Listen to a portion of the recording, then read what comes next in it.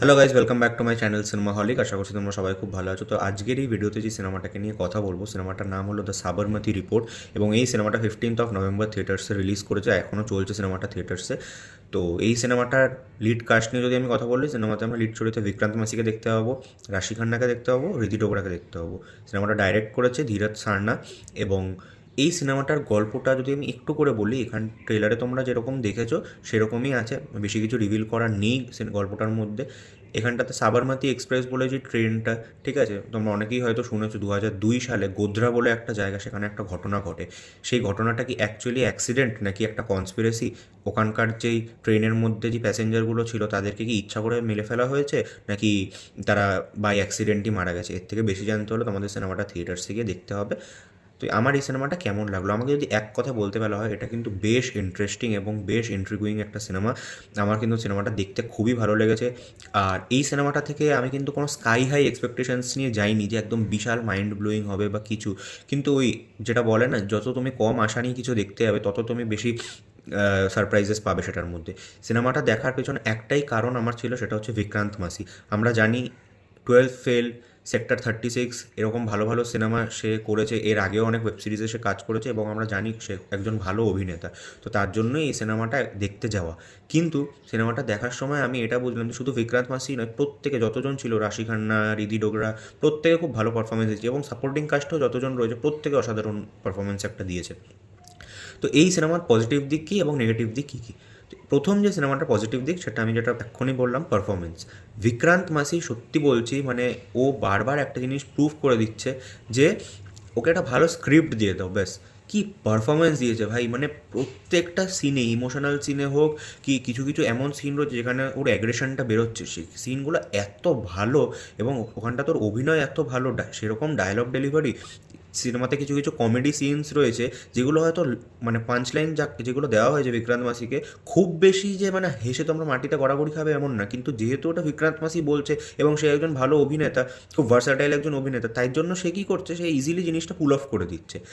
এছাড়া ঋদ্ধি ডোগরাকে এখানটাতে একজন অ্যান্টাগনিস্ট হিসাবে দেখানো হয়েছে, একজন মিডিয়ার জার্নালিস্ট হিসাবে দেখানো হয়েছে তাকে, কিন্তু তার ক্যারেক্টারটার মধ্যে একটু নেগেটিভ শেড রয়েছে। কিন্তু সেও কত ভালো একটা পারফরমেন্স দিয়েছে। রাশি খান্নাও খুব ভালো পারফরমেন্স দিয়েছে, ঠিক আছে। তার লাস্ট যে সিনেমাটা আমি দেখলাম, বলিউডেরই একটা সিনেমা ছিল যোদ্ধা বলে, সিদ্ধার্থ মালহোত্রার সাথে, আমার ওই সিনেমাটা অ্যাভারেজ লেগেছিল, কিন্তু কম্পেয়ার টু দ্যাট এই সিনেমাটা কিন্তু আমার বেটার লেগেছে তার পারফরমেন্সের দিক থেকে যদি আমি বলি। সেকেন্ড যে সিনেমাটার পজিটিভ দিক, সেটা হচ্ছে কি এই সিনেমাটা যে টপিকটার সাথে ডিল করছে, এই যে সাবরমতী এক্সপ্রেসের যে ঘটনাটা ঘটেছিল, কতটা দুঃখজনক একটা ঘটনা আমরা প্রত্যেকেই জানি। তোমরা যারা জানো না, তোমরা ডেফিনেটলি গুগলে সার্চ করে নিতে পারো। 2002 সালে গোধরা বলে জায়গাটাতে ঘটনাটা ঘটে এবং সেটা কি অ্যাকচুয়ালি অ্যাক্সিডেন্ট নাকি কনস্পিরেসি, এই যে মিস্ট্রিটা, যে কী হতে পারে, কী হতে চলেছে। আমি যখন দেখছিলাম, অকুপেন্সি কিন্তু বেশি ছিল না, বাট যতজন ছিল সবাই নিজেদের মধ্যে ডিসকাস করছে যে এরপরে কী হতে পারে, এরপরে এটা হবে না ওইটা হবে, এরকম নানা রকম প্রেডিকশন করছিল। কিন্তু যেই টুইস্ট অ্যান্ড টার্নসগুলো সিনেমার মধ্যে ইউজ করা হয়েছে সেগুলো কিন্তু বেশ এফেক্টিভ এবং মিস্ট্রিটাকে একদম লাস্ট অব্দি হোল্ড করে রাখতে পেরেছে। তো আমি এটাই বলবো যে এই সিনেমার যে স্ক্রিন প্লে, সেটা কিন্তু খুব ভালো, মানে একদম ফার্স্ট থেকে লাস্ট অব্দি তোমাদেরকে এঙ্গেজ করিয়ে রাখবে এবং তোমাদের কিন্তু কোথাও বোর ফিল হবে না, ঠিক আছে। কারণ সিনেমাটার রান টাইম খুবই কম, অ্যারাউন্ড 2 ঘন্টা 3 মিনিটের মতন, কিন্তু একদম এন্ড ক্রেডিটসের 3 মিনিট যদি আমি বাদও দিয়ে দিই, তো সিনেমাটা 2 ঘন্টার কাছাকাছি, খুব বেশি বড় সিনেমা কিন্তু নয়। এরপরে যেটা পজিটিভ দিক, সেটা হচ্ছে গিয়ে সিনেমার মিউজিক। সিনেমার মিউজিকের কাজ যথেষ্ট ভালো এবং সিনেমাতে রামায়ণের একটা মিউজিককে এত ভালোভাবে ইউজ করা হয়েছে, মানে কিছু কিছু জায়গাতে না, ওখানটাতে কোনো ডায়লগ নেই বা কোনো পারফরমেন্সের কিছু জায়গা নেই, সেখানটাতে বিজিএমের জন্য জিনিসটা এলিভেট হয়ে যাচ্ছে।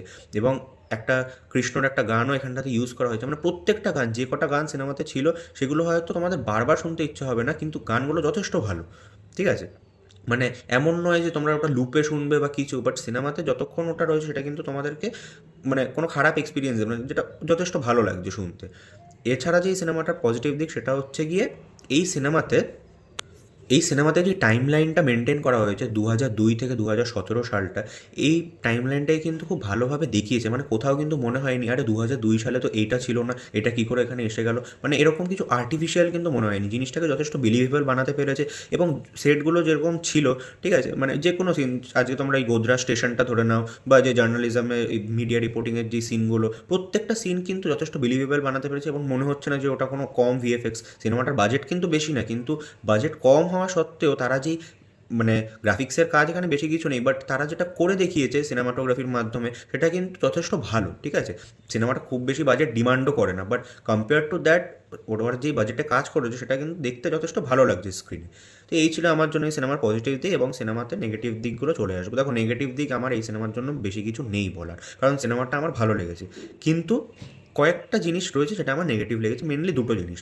প্রথম হচ্ছে, এই সিনেমাতে একজন ভিলেনকে দেখানো হয়েছে, ঠিক আছে, একদম লাস্টে একজন ভিলেনকে দেখানো হয়েছে, কিন্তু সেই ভিলেনকে মেনেসিংও বানিয়েছে, কিন্তু ভিলেনের না একটা টাইমের পরে গিয়ে আর কোনো ফাংশন নেই। মানে ভিলেনটা বড্ড ওয়ান ডাইমেনশনাল লাগলো আমার। মানে ভিলেনটাকে যদি একটু এরকম দেখাতো যে তাকে কিছু শাস্তি দেওয়া হয়েছে, ঠিক আছে, তাকে অ্যারেস্ট করা হয়েছে বা কিছু, তাহলে জিনিসটা আমার মনে হয় আরেকটু ইন্টারেস্টিং হতে পারতো। তো এই যে ভিলেনের যেই আরেকটু মেনেসিং বানানোর ব্যাপারটা, সেটা আমার মনে হয় কোথাও একটা কি মিসিং ছিল, এবং সেটা যদি আরও একটু মেনেসিং হতো, ভিলেনকে যদি একটু ভালো ভালো ডায়লগস দিত একটুখানি। এখানে সেরকম তো আর অ্যাকশন সিনেমা না যে হিরো আর ভিলেনের মধ্যে টাসেল লাগবে, কিন্তু তাও একটা অ্যান্টাগনিস্টকে যখন দেখানো হচ্ছেই তাকে যদি একটু পাওয়ারফুল লাইন দিত, আমার মনে হয় সেটা আরও বেশি এফেক্টিভ হতো। এটা একটা নেগেটিভ দিক গেল। আর সেকেন্ড যেটা নেগেটিভ দিক গেল, সিনেমার যে এন্ডিংটা সেটা ভালো, আমি কিন্তু সেটা খারাপ বলছি না, কিন্তু সিনেমার এন্ডিংটা এমন একটা টাইমে হট করে চলে আসে, তারপরেই যে শেষ হয়ে যায় না, সেটা একটু দেখতে অ্যাব্রাপ্ট মনে হয়। মানে জিনিসটা একটা মানে টান টানভাবে যেটা চলছিল, এন্ডে গিয়ে বড্ড তাড়াহুড়ো করে ফেলেছে সেটাকে নিয়ে।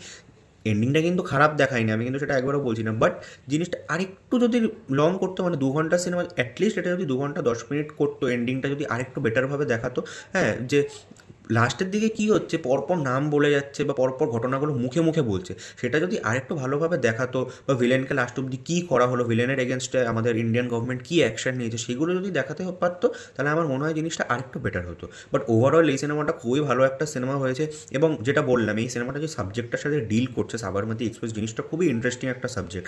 ঠিক আছে, তো এই সিনেমাটা তোমরা চাইলে ডেফিনেটলি দেখতে পারো, আমি তোমাদের রেকমেন্ড করবো সিনেমাটা। আমার রিভিউ শুনে যদি তোমাদের মনে হয় যে তোমরা দেখবে, তাহলে ডেফিনেটলি গো ফর ইট। আর যদি না দেখো তাহলেও কোনো প্রবলেম নেই, আমি আমার পার্সপেক্টিভটা এই ভিডিওতে শেয়ার করলাম, বাকি তোমাদের উপর।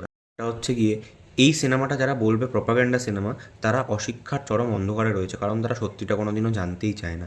সো প্লিজ, এই সিনেমাটা প্রপাগান্ডা ফিল্ম বলে সিনেমাটার বিজনেসের ক্ষতি হতে দিও না। সিনেমাটা প্রপাগান্ডা ফিল্ম একেবারেই নয়, সিনেমাটা কিন্তু সত্যিটা আমাদের থেকে লুকানোর চেষ্টা করে না। সিনেমাটা যেটা সত্যি সেই ফ্যাক্টটাই বলার চেষ্টা করে, এবং সিনেমাটা তোমরা দেখলে আরও এটা বেটার বুঝতে পারবে। ঠিক আছে, কিন্তু সিনেমাটাকে প্রপাগান্ডা ফিল্ম বলে সিনেমাটার বিজনেসের ক্ষতি হতে দিও না, কারণ এই সিনেমাটা কিন্তু যথেষ্ট ভালো একটা সিনেমা হয়েছে, বিক্রান্ত মাসির এত ভালো একটা পারফরমেন্স রয়েছে। তাই প্লিজ এই সিনেমাটাকে একবার হলেও দেখো।